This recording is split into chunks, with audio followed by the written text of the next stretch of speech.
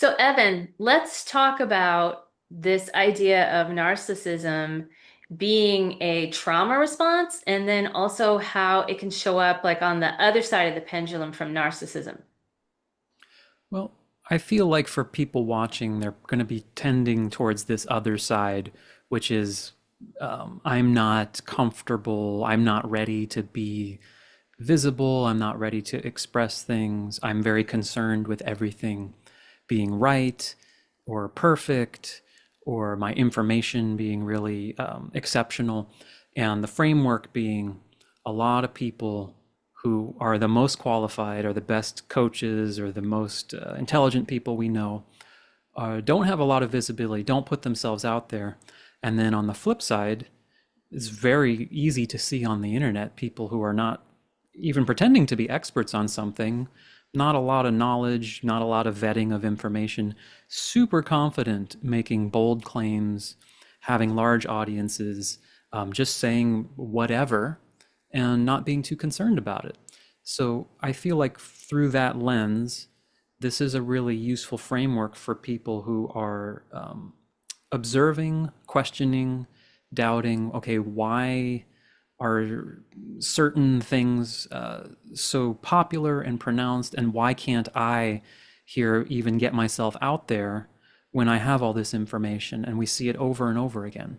So that's how I've thought about this in a way that I've been perceiving more and more to be very interesting, because as you know, you and I work with, and a lot of the people listening, people interested in putting themselves out there as some sort of knowledge in their field, particularly coaching, facilitating, processing.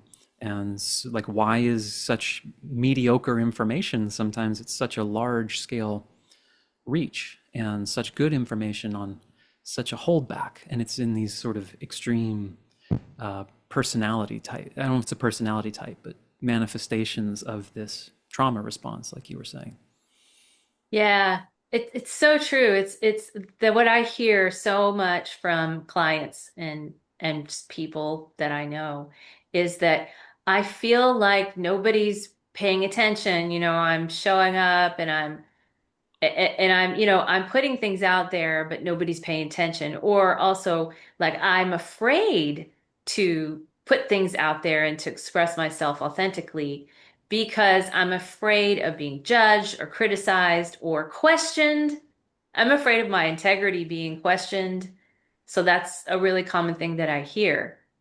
And I think that it tracks with a lot of my listeners are people who have experienced narcissistic trauma Mhm. and probably consider themselves empathic, which that word can get tossed around a bit, but essentially just we're all empathic.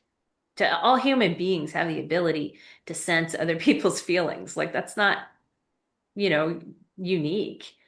But some people just for some reason end up being more like they're more suited to end up being more empathic. So they tend to take on everything from their environment, whereas in the like as far as someone becoming narcissistic, whether it's an actual full-blown pathological disorder or it's a sort of what they call like a narcissistic injury where they have behaviors that are narcissistic. Essentially, it's two sides of the same coin. So if you've got on one side a person that had a response in childhood to trauma in which they could not process their trauma, their shame, their pain, whatever was going through, and they projected it out there onto the world. And they created a false self. It's a false self, literally having no actual sense of self, but creating one that appears very real to others. It's a it's a mirage. And then on the whole other end of the spectrum, there's someone who actually becomes completely like gets absorbed. Their sense of self is completely absorbed by others. So then as children don't have like a developed sense of self, but because if they're exposed to narcissistic systems, then they're not able to develop a sense of self because it's not nurtured, and it's actually considered bad and wrong to develop a sense of self in these family systems. Mm. So they literally become enmeshed. It's enmeshment, and they have no boundaries. So they take on everybody's pain and everybody's, problems, and take on the responsibility for everybody's unhappiness and bad behavior.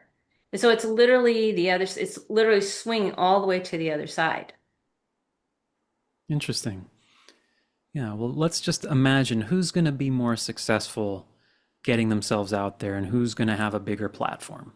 Somebody who can wake up in the morning and truly not care if thousands and thousands of people are pushing back, leaving angry comments, saying you're wrong, you don't know what you're talking about, and just confidently saying, yep, this is how I see the world. This is what I think is right. These are my beliefs. Even if there's not a strong foundation of it, just a sense of, yep, this is who I am. I'm confident, or even I'm sure I'm right. And I don't even care if even if experts think I'm wrong, I don't care. I'm just out here. It's your problem. Versus someone who is deeply concerned with how everyone around will react to their information. I mean, it's just no contest. It's not even in the same universe. But you're not going to be rewarded as far as visibility, as far as the way. See, this is the way information and media is currently spread in the world. Like, we're not reading peer-reviewed papers. It's not how it is. People are going on YouTube and whoever has the biggest platform, or TikTok. So whoever is good at this, whoever can be facing forward, almost the more oblivious, the more of an advantage in a way. And you see this.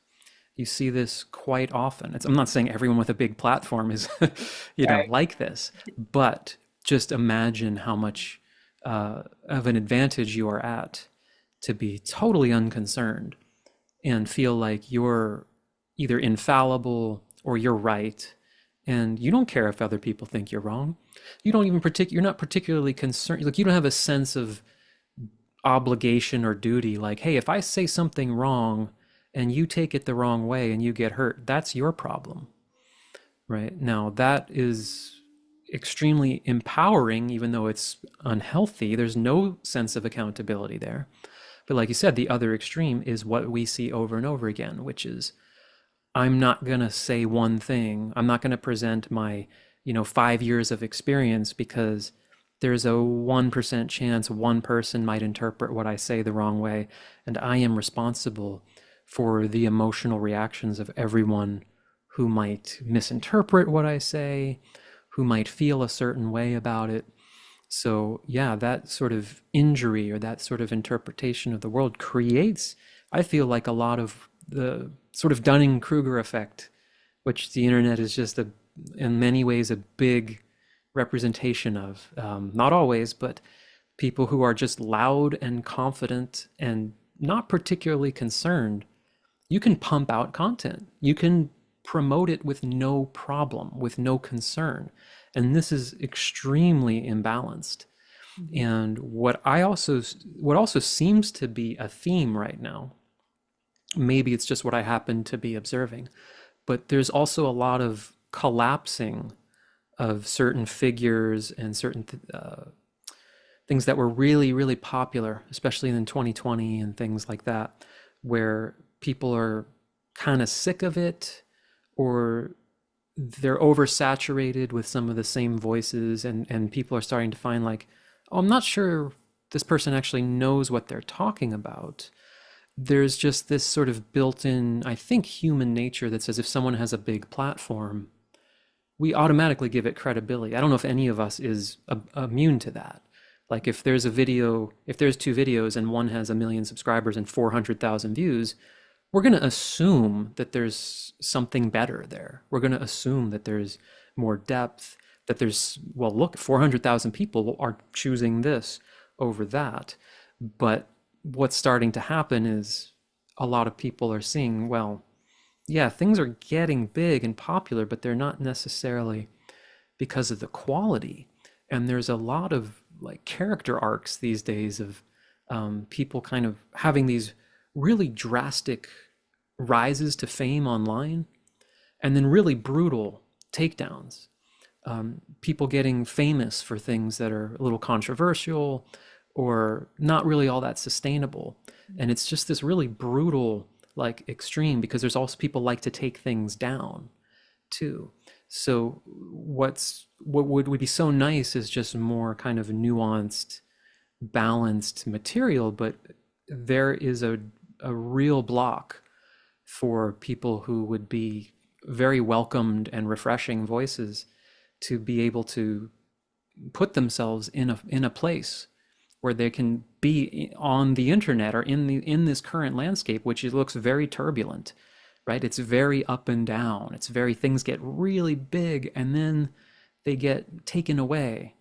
And I think that creates a very fearful response in us to see, like, I don't want to play this game. Can I really just be myself and share what I have to share? And will that actually accomplish anything? And I think it will. It's just it's much more subtle Mm. and Yeah, slower.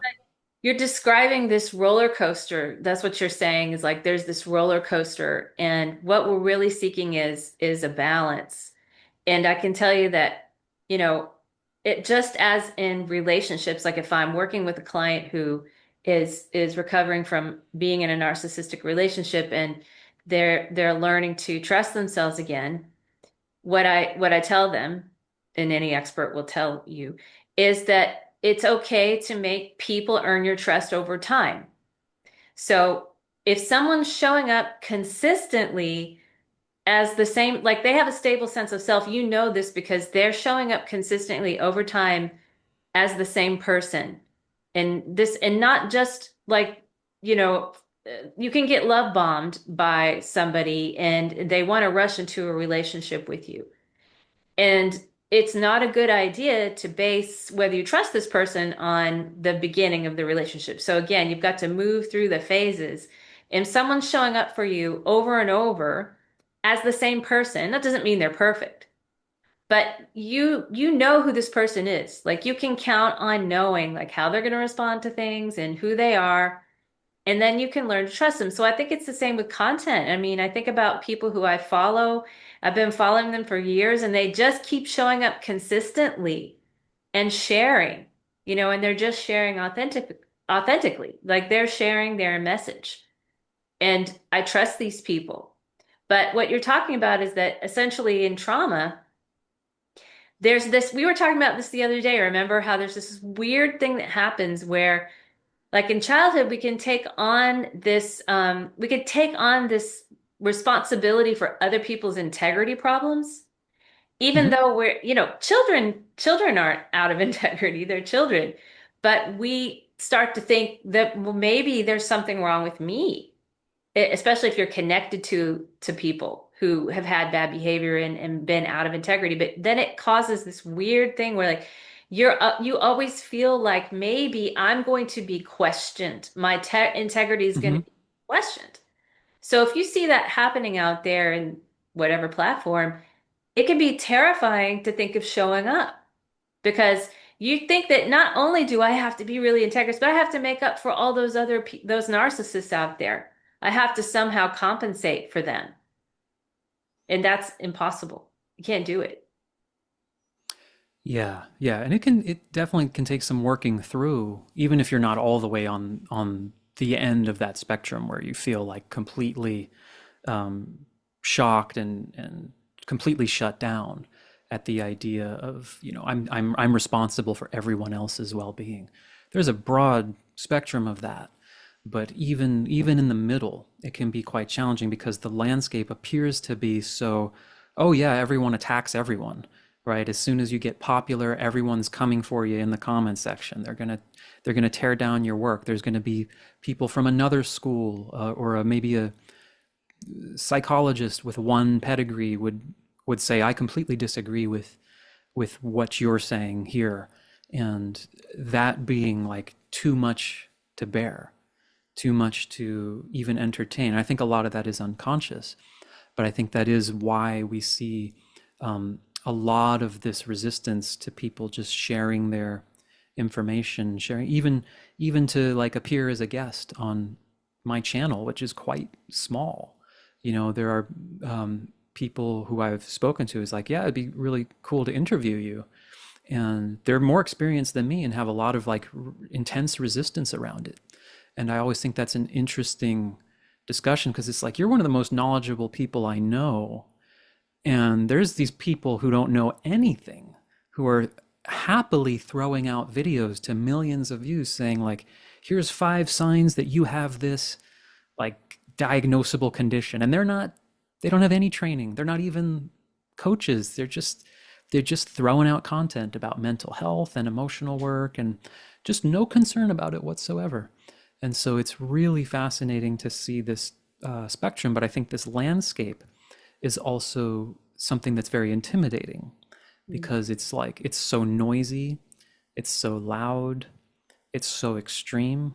It's kind of like it almost feels like you're talking about politics sometimes or something just by even being on here because there's such polarization, right? It's Oh, the this same. is nonsense. Yeah, it actually is the same dynamic because it exists everywhere, not just in politics, but it's divisive and polarizing, and it's pervasive, you know. Yeah, and I'd be curious your take on it because you're much more knowledgeable about the actual narcissistic trauma side of it. But I think whether people have that full blown or even not at all, the way I seem to see it most commonly is looking for facts and details to sort of support the argument of, well, this is why what I'm saying is okay. So a lot of EFT practitioners, which you and I both use a lot, are like really, really concerned with, okay, can I explain all the science?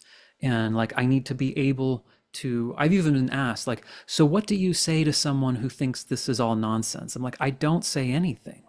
Like, why would I be in that conversation? I'm not trying to convince anyone of anything.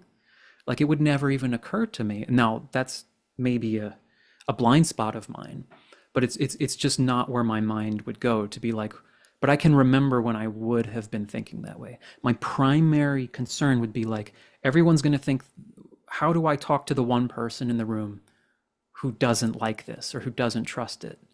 And it's such an interesting way of thinking Mm. that is clearly an emotional reaction because why does your system default to like, okay, but how do I defend myself against the people who are going to attack me?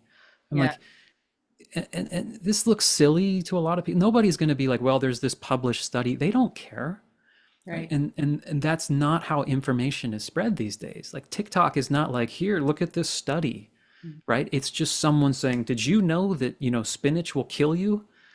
And like, whoa, I didn't know that. Like, there's no information, there's no scientific backing of it. There's an enormous amount of this. And so the confidence level is just, it just has nothing to do with the amount of scientific backing. It has nothing to do with how thoroughly researched what you're saying is. It's really your ability to be able to stand there and say, this is what I have to present to you. Yeah. And then all the better if it actually can stand up to scrutiny. And if you Well, can hold it up to a study and say, yeah, that's even better, but that's not the way you get the foot in the door. yeah, because that is so exactly true about you have to be willing to say, this is my lived experience and stand by it because your lived experience is not going to have any scientific backing. I mean, it's true. It's true that, a lot of times, especially if you grew up with a lot of criticism and you talked about feeling the need to defend yourself, if you grew up in a family system where there was a lot of attack and blame, um, then you're going to be wired to defend yourself and you are going to be thinking ahead of what's my defense? Can I prove this? Do I have my evidence ready? And then we tend to gaslight ourselves too, gaslighting being like undermining our own sense of reality. So it's about being able to to say, this has been my lived experience around this thing.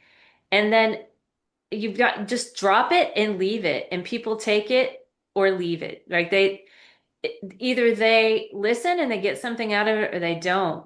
But to feel the need to actually, prove yourself and back it up is actually the energy that invites scrutiny and invites criticism because it's a match. It's a match to being criticized. But if you're showing up like sure of yourself, you probably won't even notice those comments, because there's always those comments. People are just, it's just mind. It's just Mhm. mind talking. Oh, absolutely. And it wouldn't even matter if what you were saying is like provable in a lab, because that's not what this energy we're talking about is based on. This is not based on, as far as what gets spread, as far as what reaches people, as far as what spreads on the internet and what visibility, what creates visibility and the spreading of a message is not that it's provable. It's not that it's true. It's not that it's helpful. And it's kind of heartbreaking because so many of the people, we see it so consistently, whose voices would be so welcomed. It would be so nice to counterbalance some of what's out there, but there's such a deep concern for, like, again, I don't feel comfortable sharing it because it's this crazy landscape where people might attack and people will, and how do I defend myself? Like you said, you sort of don't or can't. It's not really, because the attack is just, like you said, it's just a lot of it's noise. And there's a difference between it being able to take feedback and criticism that may have a point. Because the flip side of that, which is really interesting, right? The people who are um, completely zero accountability, who are, that archetype is wildly good on the internet, right? It's just like, I'm throwing it out there. I don't care. I'm saying this is the truth. I'm saying this with total confidence. I don't care if I have any education about this whatsoever. I'm just saying it. Um, they are very good at, even if someone like is an expert in the field and were to comment back and saying, well, no, what you're saying is inaccurate because this and this and this, they're just like, that's just a hater. They don't care. They don't care whether it's right or not. And it's a real sort of superpower in a way, even though it's not healthy necessarily. But it's really what is, it really works in the medium of, like, again, getting things spread, getting things out there. So the more you can, I mean, I don't know if the idea is to really learn from those people, because I think where it gets twisted is people who are really on the spectrum of, like, I'm afraid of being judged. I'm not comfortable. I'm not sure if my information is pristine enough. Um, they will be envious, because this was me, right? Of, like, I'd be envious of someone who just didn't care, or I'd be envious of the people in my field who were just like, yeah, I'm the person for this. I'm the best. Call me. I'm like, why can't I do that? This person's not even more experienced than me, but they just have this confidence, sometimes even unearned confidence. And I would get really down on myself. I'm like, well, why can't I just do that? I should try to do that. I should try to be more like that. You really can't emulate it. And I don't think you really want to emulate that necessarily, but you do have to do some work to kind of resolve that sense of, I need to defend myself. I need to be defended by the science or the community, and develop this ability to say, this is who I am, this is what I have to say, and not be too concerned with the louder noise that may be from people in your field who know way less than you, who are getting much more attention because they're really good at that side of things. They just have this confidence. It can be very upsetting. It was for me for a long time to be like, it almost flips where I would become arrogant. Like, well, I should be more visible because I'm more knowledgeable. It's like, well, wait, what's that? What am I doing internally? What am I projecting there? Because I'm not I'm not really making myself heard. I'm not sharing what I have to say. So why what do I expect people are just going to find me on the street and be like, "You have a good perspective. Let me put you on this platform." Right? Those people are out there taking the action to get there. So, it can really loop itself around in terms of like jealousy and they don't deserve it, but they are putting in the work to get there. They're just not concerned with these ramifications. Yeah, I think that that really is what it is that honestly, like when I work with clients and we're working with them developing a sense of self and reparenting their inner child around whatever it is that they're working with. And there's always something in the family system that's created core beliefs that are driving the patterns and the behavior. And especially when, if you've grown up in a family system where there was a person, whether a narcissist or not, that did not want to not be the all-knowing knowledge, like always have the knowledge, be superior, Mm, have the upper hand, you know, then that, and unfortunately that can happen in narcissistic family systems where a parent wants to be in a superior position no matter what. And so mm, when you get into adulthood, it's not safe to actually own your own expertise. So again, it goes back to not feeling safe to express your experience because you're worried about someone saying you're wrong, and just telling you you're wrong and you doubt yourself.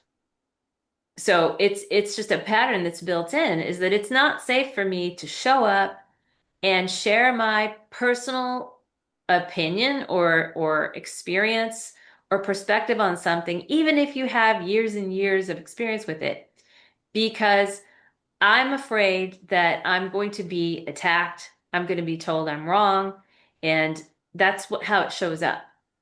So that's the family system, it just gets projected onto wherever you are in your organization, if you're working in a job, mm. or even in your own business, you're worried about colleagues. Like you say, if we're talking about YouTube, you're worried about other people's channels. And it just shows up as a pattern over and over in all the areas of your life. So the key is to be okay with you and not worry about what other people are saying. It's that That's simple. really interesting, the idea of the pattern just projecting, because it's so clearly what it is when you start to see it. And even as you're describing it, just me sort of looking at how something like, okay, let's say I want to get on YouTube.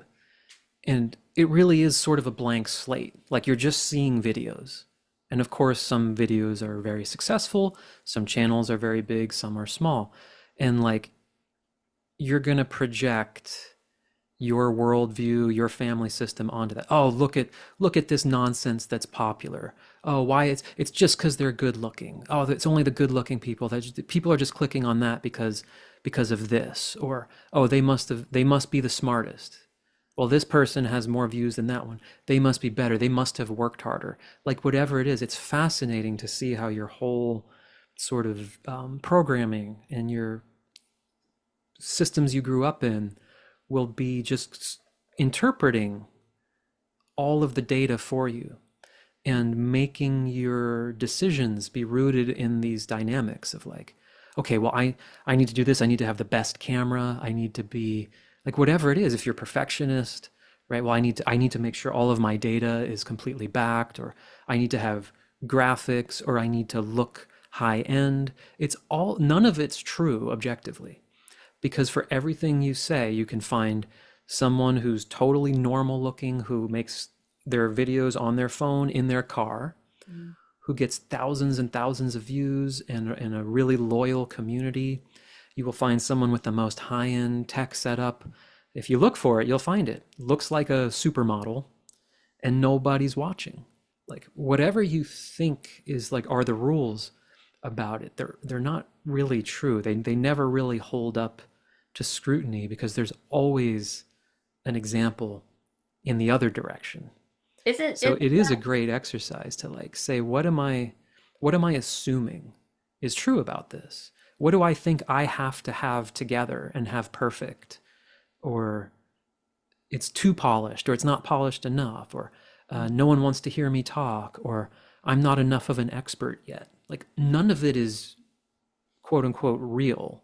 It's not objectively true. There's always someone who knows less than you, more than you, higher end, lower end, more fancy, less fancy, who's having success doing the thing. And it's really fascinating to kind of dissect that a little bit. Well, and it really does go back to this idea that your inner world is being projected in your outer world. So it's an opportunity to look and say, wow, what am I seeing out there? Mhm. Okay, there's no objective reality out there. It's a narrative. It's an internal narrative. It's being played out in the outer world. So if that's my inner world, then I get to change it. I get to just because it's my inner world. And I think that's the empowering part is to it's the awareness that I'm actually projecting this and I can change the narrative. Yeah, you get to explore like what am I actually trying to do here? You know, what is my goal here? Is the goal to just be have hundreds of thousands of views? There's ways to get it. There's ways to get that. There's ways to pay for that, right? Yeah. There's all sorts of ways to game the system to get a particular outcome. And there are, when you get to know certain people, that's what it's about for them. And there's nothing wrong with that. You're allowed to want whatever you want, right? If you're really like, and I have friends in my field, and I've watched them operate and have been really impressed. It's like they want a certain level of success in a particular way. Like they call those agents, they move to that town, they get around so and so's agent. Like you can make that happen, right? And it might be a different goal than someone who's, working in a more like nuanced kind of way where it's going to be smaller audience and more niche. And then if that's the case, it's not going to be helpful to like, well, why don't I have hundreds of thousands of subscribers? Like, well, you're not trying to do that. You're not actually playing that game. And so I think again, the beast of it all gets so overwhelming for people. They're like, oh, I have to do this, I have to do that. And if you really just take it back to like, well, what's the purpose of what I'm trying to do here? Do I want to create, do I want to put myself out there because I think I have a service that can help people? Or I want to do more of this kind of work that I do? Then that's going to be a particular set of things you have to work through, but then also a particular strategy that's different than I want hundreds of thousands of views. But it starts with that clarity of, okay, what am I actually trying to do here? And then what am I projecting onto it? What internally am I assuming to be true about this? And again, all of those fears, right? All of those assumptions. I need to know everything. Everyone's going to judge me and attack me.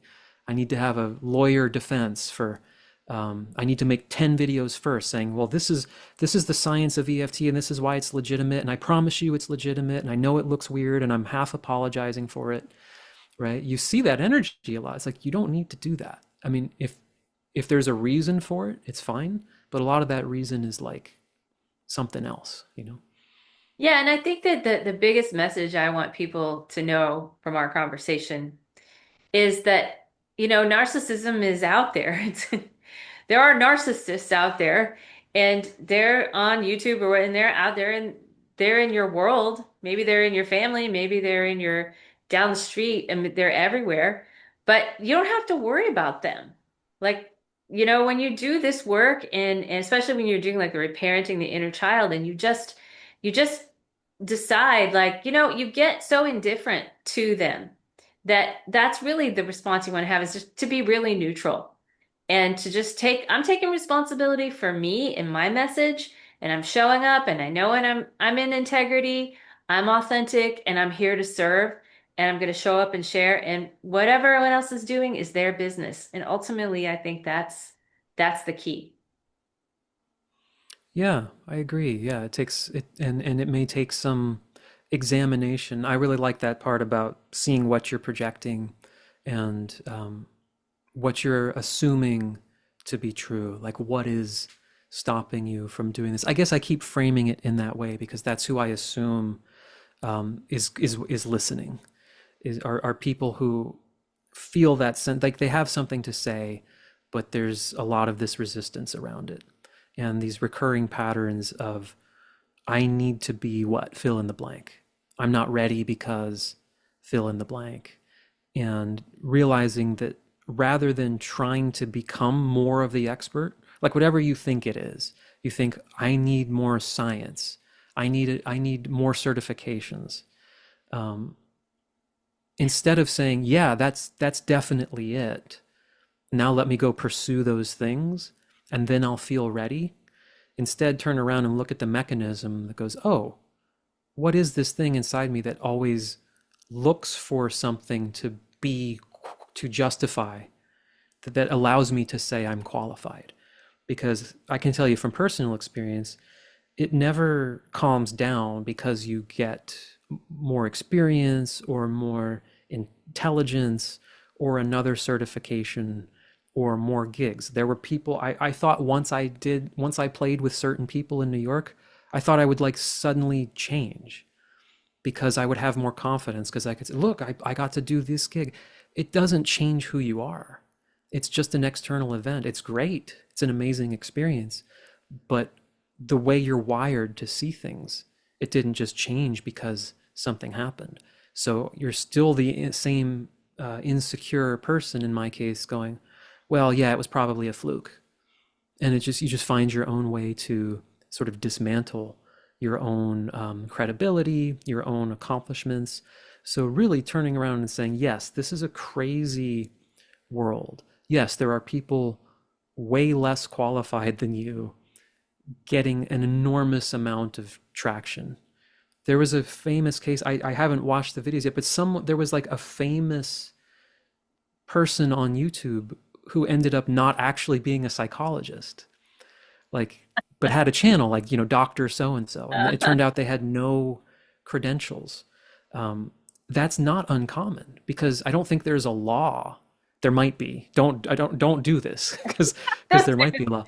But like no one vets these things in the beginning, right? Like no one vets stuff on the internet. If I put up a video tomorrow saying, "Hey, I could on my channel say world renowned leading EFT master," I'm allowed to do that. There's no governing body, No one's gonna come and put you in EFT jail. right? And people do this, and I'm not judging it. There's part of me that's like, that's kind of awesome that they have the confidence to do that. But we're kind of talking an audience largely on the other side of that spectrum, which is like, gosh, who am I, Yeah, right? Who am I to who am I do to do this? this? Who am I to say I can talk about this? I think it really is your self-concept. Like you were saying, it doesn't matter how much you do or who you're associated with, but whatever your self-concept is, it will stay that way. So if you never feel ready, I won't feel ready until fill in the blank. That's a perpetual state of consciousness, and it won't matter what you fill the blank in with, but you will just stay in a perpetual state of I'm not ready yet. I'm not ready yet. I'm not ready yet. So you have to Yeah. change that concept of yourself.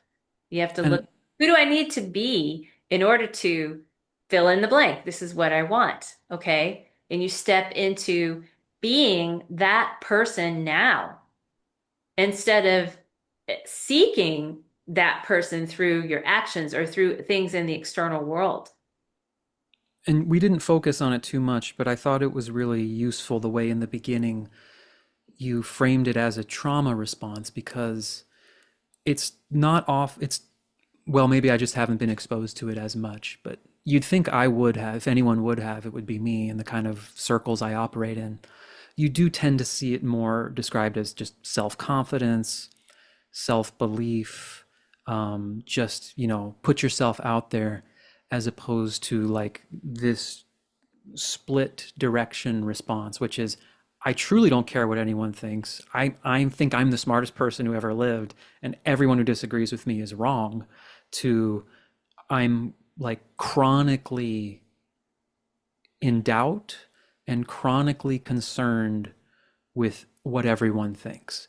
because I think this is most typically responded as just being like you said in your last video, overly sensitive, right? Oh, you're too sensitive.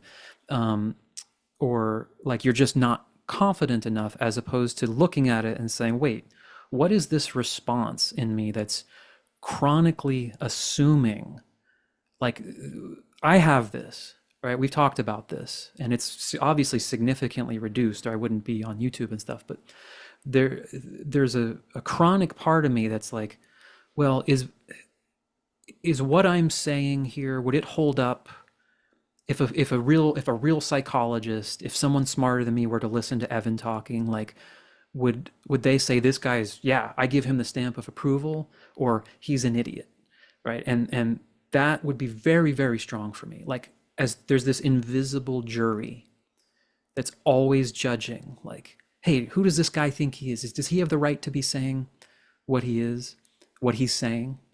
And that creates a lot of that. I don't know how else to say it. Just excessive filler of trying to justify what you're saying Hmm. and Over overly explaining, citing statistics. over Mhm. explaining. Relying on external authority. Well, you know, like this person said it and this person agrees, and leading experts say, it's like just say it. You know, for a lot of things, you can feel this, and I would do it more in the like the diminishing of what I had to say. Like, look, I know I'm just a jazz musician. Like, I don't know what I'm talking about, but here's my perspective. It's like you don't have to do that, Mm, right? You yeah.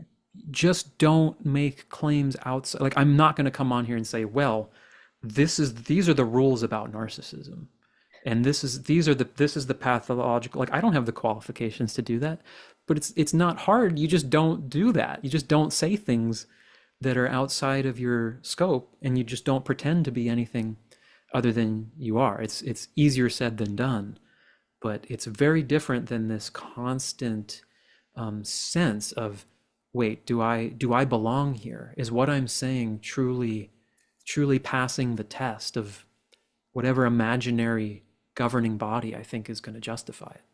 Yeah. Yeah, and that's real freedom, is being able to, take responsibility for and owning, like I said, your lived experience, but also being open to healthy feedback, which that's how we grow. Narcissists cannot take any feedback. They see Mhm. anything other than total agreement with them as a threat to their sense of self. And so they cannot receive feedback, which is why they don't grow. They're completely stuck where they are, and they do not grow as a person. And that is why other people around them growing also is very threatening, because if other people around them are growing, that means that they're not enabling them anymore. And they don't want anyone to be better than them or know more than them. So it's a really problematic in relationships when that shows up. Yeah. Yeah, so reparenting is good. Tapping through the emotions themselves, you know, for me, it's the shift from believing the internal voice to, wait, why is the internal voice saying this? Why am I suddenly, I'm just talking and suddenly I'm like imagining, wait, is this okay? Is this okay what I'm saying? Like, instead of just assuming that that's, of course, I should be doing that. Take a look at why is this happening? Why do I feel a doubt that I can just go on wherever, the internet, my community, my friend, even in a room, and just say, "Oh yeah, you know, this is there's this. I found this helpful. This is information." And half the time, people are like, "Where did you get all this information? Like, how do you know all this stuff?" But meanwhile, you're hung up on like, I don't know if I'm like the world's leading expert, right? Yeah, you got to think of yourself as a contributor. It's much easier. I mean, you can be an expert on something, but if you're hung up on that, it's a lot easier to think of yourself as a contributor rather than the ultimate expert on something. You're just contributing what you know and what you have learned and what you've experienced. And it's helpful to other people when you do that. Yeah, and it takes the pressure off. Yeah. And you get to define what you are. Like I said, if you're going to put on your website, world's leading expert in child psychology, now you have set the stage and you would hopefully know what you're talking about. Yeah, and some But you people also, have they have actually, earned that title, like they really exactly, are, and that's great. And I mean, when you see that, you exactly. pretty much know that's true about them, and that's fine. But you don't have to be a world's leading expert to help people on YouTube, right? And and you don't have to be it to say you are and get really successful on YouTube.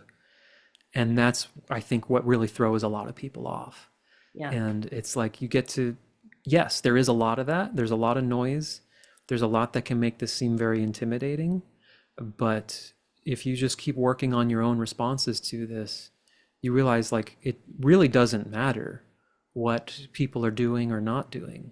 Um, you have your own unique perspective, and the more you just embrace what you have to say, you'll find that people either they resonate with it, or if they don't, usually it's like you just don't have a lot of practice yet communicating your ideas on the particular platform.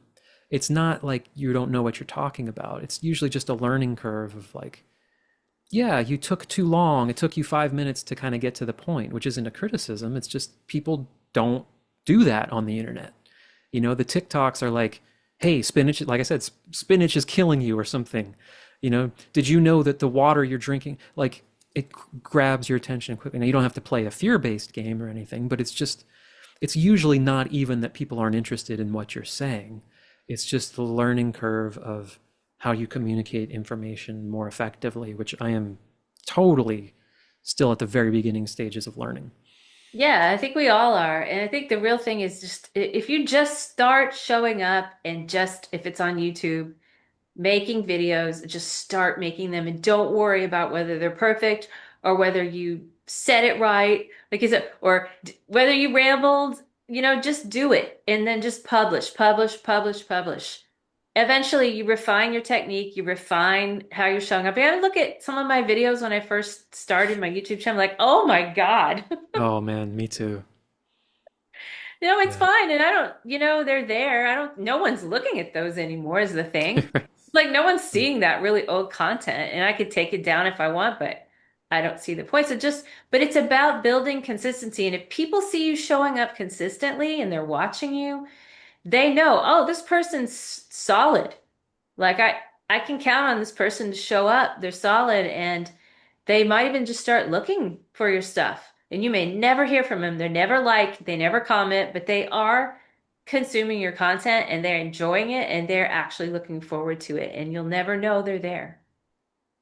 Yep. I just had a client this morning who had said how long of a process it was before they felt comfortable to actually reach out.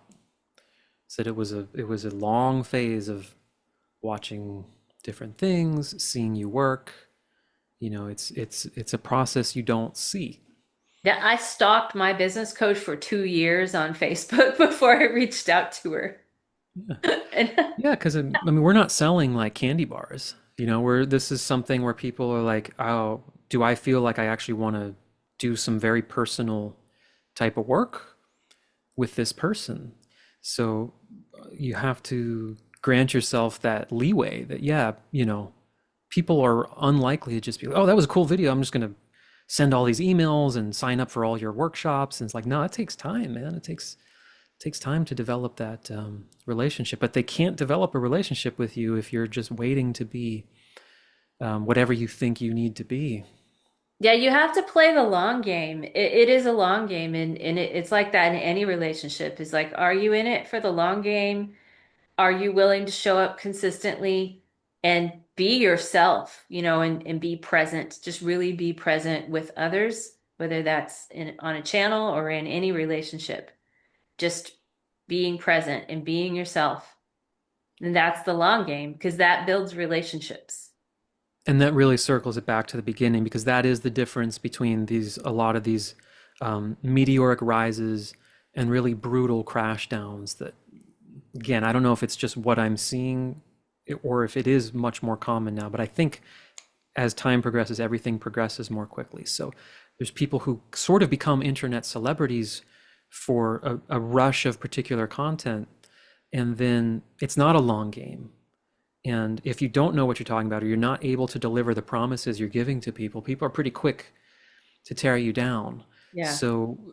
that's, as long as you're not playing the how do I go viral instantly, Because that's and how, selfish. That's selfish. That's all. exactly. Like Charles Handel has a quote. I don't know if I can say it exactly, but it's something about every selfish act has in it the seed of defeat.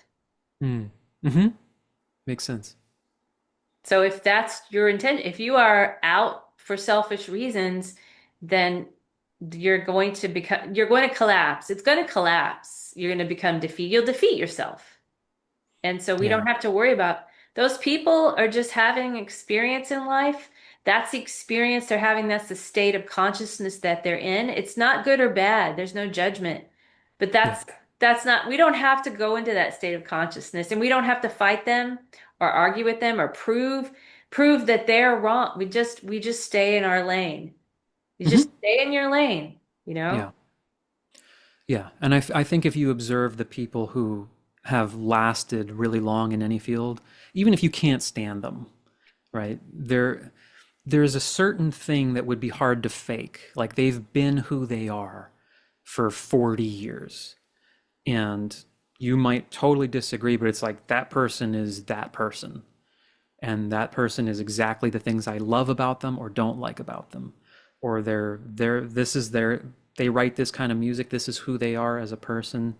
It's not just like jumping on a trend. Okay, this is pop. Now it's TikTok. Now I have to make all these crazy TikToks, and then next year it's going to be something else, and I have to chase that. Like it's a very different thing if you feel like you have to change your whole personality, and it's not people. Eventually it folds because nobody can sustain a persona that's not sincere for that long. I mean, maybe the best at doing that can, Yeah. but it's a lot of work.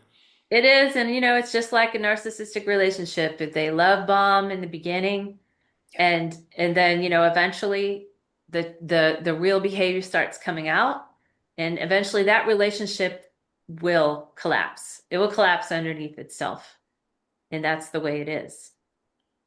Yep. Yeah.